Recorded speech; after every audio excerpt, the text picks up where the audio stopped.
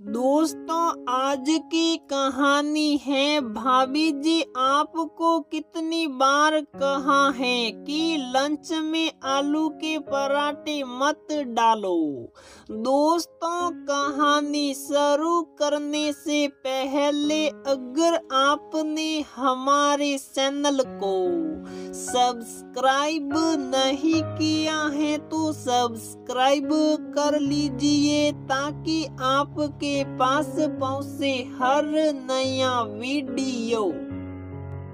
जब मैंने कोई गलती नहीं की तो क्यों बर्दाश्त करूं? छोटी हूँ तो क्या दीदी मुझ पर हर बार हुक्म चलाएगी और मैं उसकी गुलामी करूंगी?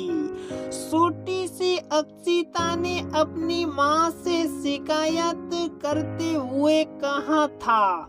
दो बहनों में अक्षिता छोटी थी। मम्मी पापा के साथ साथ पूरे परिवार की लाडली थी वो। जब दोनों बहनें छोटी थी तो अपनी दीदी अवंतिका से बात बात पर लड़ पड़ती थी। मजाल था किसी का जो अक्षिता के मर्जी के बिना उससे कोई भी काम करवा ले या उसे कुछ कह दे।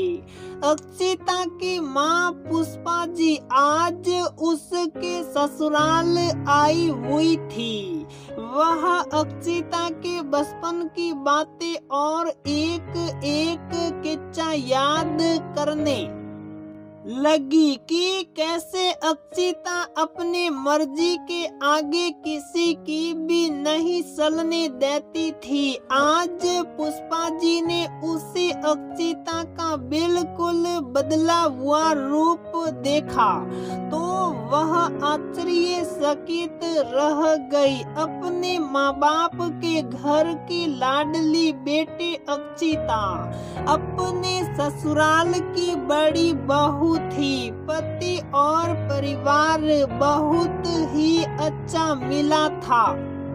उसे उसकी सास भी उससे माँ जैसा ही प्रेम करती थी। दो ननदें भी थी, एक बड़ी और एक छोटी। अक्षिता हमेशा कहती थी कि उसकी दोनों ननदों के साथ बहन जैसा रिश्ता था।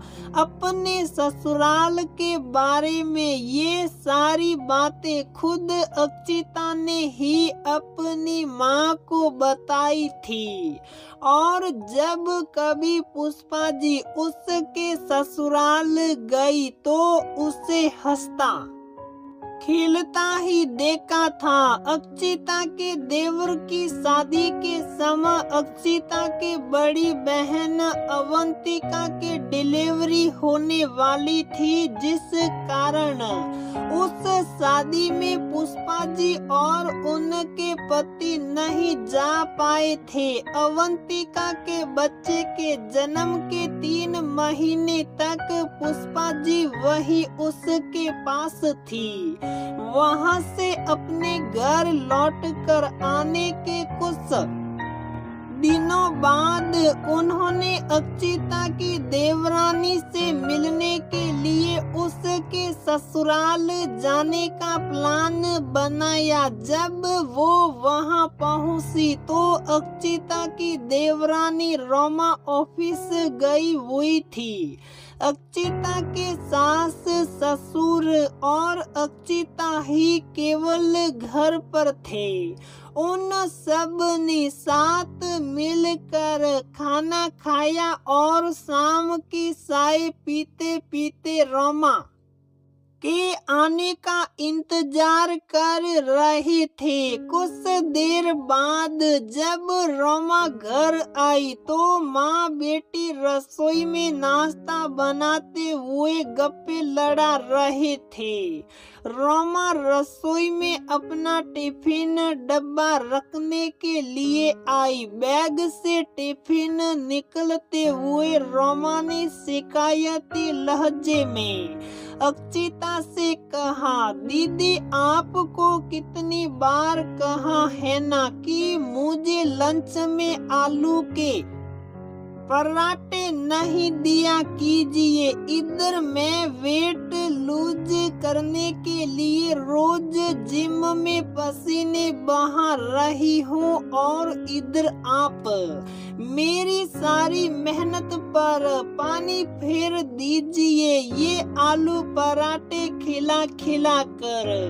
आज खा लिया मैंने, पर कल से अगर इतना हैवी लंच पैक किया तो वापस ले आऊंगी। आप प्लीज फ्रूट्स दे दिया कीजिए ना। अक्षिता ने मुस्कुराते हुए बात को टाल दिया। उसके चेहरे पर रोमा के गुस्से का कोई भी असर नहीं हुआ हो जैसे। फिर उसने रोमा का परिचय अपनी माँ से करवाया। रोमा ने उनके पैर छुए, थोड़ी बहुत बातें की और फ्रेश होने अपने कमरे में चली गई। रोमा के जाते ही अक्षिता की सास वहां आई और उन्होंने अक्षिता से कहा, सॉरी बेटा, मेरे कारण तुम्हें रोमा की नाराजगी झेलनी पड़ी। ये आजकल की लड़कियों को न जाने कहां से वेट लॉस का भूत सवार हो गया है। मैंने ही उसके टिफिन में आलू के पराठे रखे थे जो तुमने मेरे लिए बनाए थे। शायद जितना भी बुन बुनाए पर खा तो लिए ना। मैं जानती थी कि खाने की बर्बादी तो करेगी नहीं। पुष्पा जी आप ही बताइए, ससुराल जाकर बेटी कमजोर दिखने लगे तो मायके वाले क्या बोलेंगे?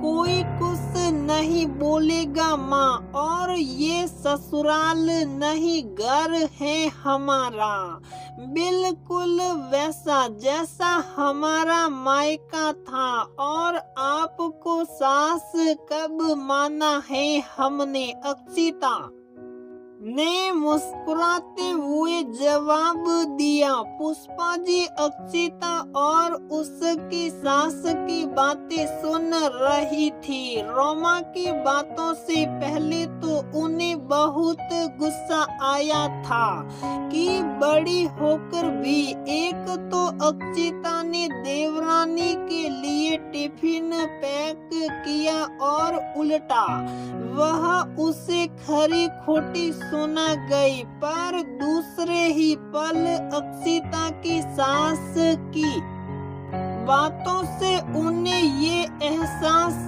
हुआ कि उनकी दुलारी बेटी अब सचमुच बड़ी हो गई है।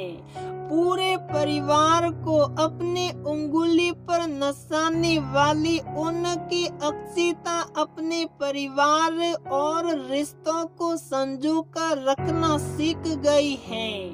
थोड़ी देर बाद रोमा उधर से कपड़े बदल कर आई और आते ही कहा, चलिए दीदी अब आपका समय समाप्त।